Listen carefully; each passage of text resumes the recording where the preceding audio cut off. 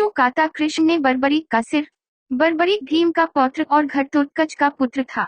बर्बरीक एक बहादुर योद्धा होने वाला था जिसने अपनी मां से युद्ध की कला सीखी। भगवान शिव ने एक योद्धा के रूप में बर्बरीक की प्रतिभा से प्रसन्न होकर उसे 3 विशेष बाण दिए। उन्हें भगवान अग्नि देवता से एक विशेष धनुष भी मिला था।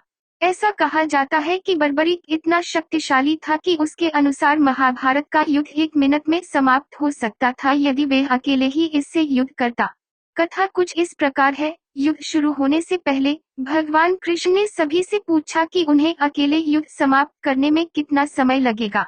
भीष्म ने उत्तर दिया कि इसमें 20 दिन लगेंगे। द्रोणाचार्य ने कहा कि इसमें 25 दिन लगेंगे। कर्ण ने कहा कि इसमें 24 दिन लगेंगे, जबकि अर्जुन ने कहा कि उसे 28 दिन लगेंगे। बर्बरीक ने अपनी मां से महाभारत का युद्ध देखने की इच्छा व्यक्त की थी। उसकी मां उसे देखने जाने के लिए सहमत हो गई, लेकिन जाने से पहले उससे पूछा कि यदि वे युद्ध में भाग लेने का आग्रह करता है तो वे किस पक्ष में जाएगा। बर्बरीक ने अपनी मां से वादा किया कि वे उस पक्ष में शामिल होगा जो कमजोर था। यह कहते हुए वे युद्ध के मैदान की यात्रा पर निकल पड़ा। बर्बरीक की बात सुनकर कृष्ण ने बर्बरीक की शक्ति की जांच करनी चाहिए और बर्बरीक के सामने एक ब्राह्मण के रूप में आया। कृष्ण ने उनसे एक ही सवाल किया कि अगर उसे अकेले लड़ना है तो युद्ध को खत्म करने में कितने दिन लगेंगे। बर्बरीक ने उत्तर दिया कि उसे युद्ध समाप्त करने में केवल 1 मिनट लगेगा यदि वे इसे अकेले ही लड़े। कृष्ण बर्बरीक के इस उत्तर पर आश्चर्यचकित थे और इस तथ्य पर विचार कर रहे थे कि बर्बरीक केवल 3 बाणों और धनुष के साथ युद्ध के मैदान की ओर चल रहे थे। इसके लिए बर्बरीक ने 3 बाणों की शक्ति को समझाया।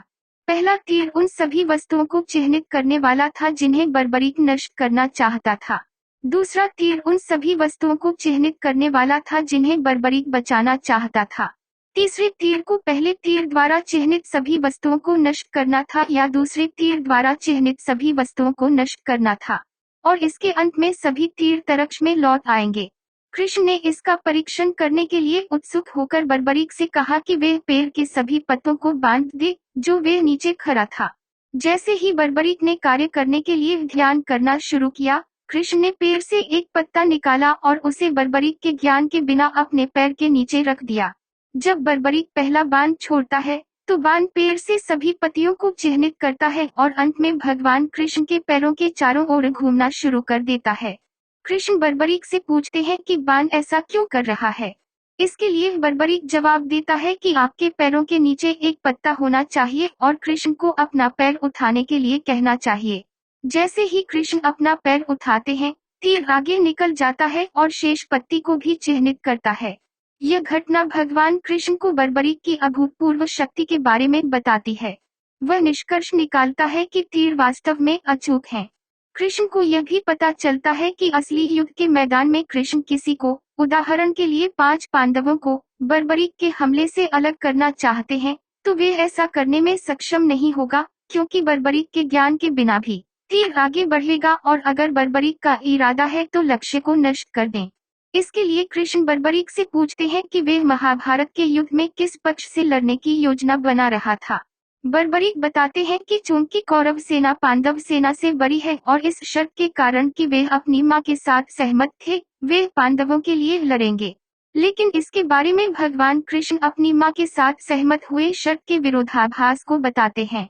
कृष्ण बताते हैं कि चूंकि वे युद्ध के मैदान में सबसे महान योद्धा थे, जो कभी भी उनके साथ जुड़ते थे, दूसरे पक्ष को कमजोर बनाते थे, इसलिए अंततः वह दोनों पक्षों के बीच दोलन कर देगा और सभी को नष्ट कर देगा। इस प्रकार कृष्ण ने उस शब्द का वास्तविक परिणाम प्रकट किया जो उन्होंने अपनी मां को दिया था। इस प्रकार कृष्ण अभी भी एक ब्राह्मण के रूप में प्रच्छन्न युद्ध में अपनी भागीदारी से बचने के लिए दान में बर्बरीक का सिर मांगते हैं। इसके बाद कृष्ण बताते हैं कि युद्ध के मैदान की पूजा करने के लिए सबसे बड़े क्षत्रिय के सिर का त्याग करना आवश्यक था और वे बर्बरीक को उस समय का सबसे बड़ा क्षत्रिय मानते थे।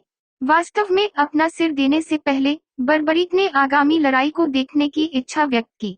इसके लिए कृष्ण बर्बरीक के सिर को पहाड़ के ऊपर रखने के लिए सहमत हो गए, जिसने युद्ध के मैदान की अनदेखी की। युद्ध के अंत में पांडवों ने आपस में यह तर्क दिया कि उनकी जीत में सबसे बड़ा योगदान किसका था।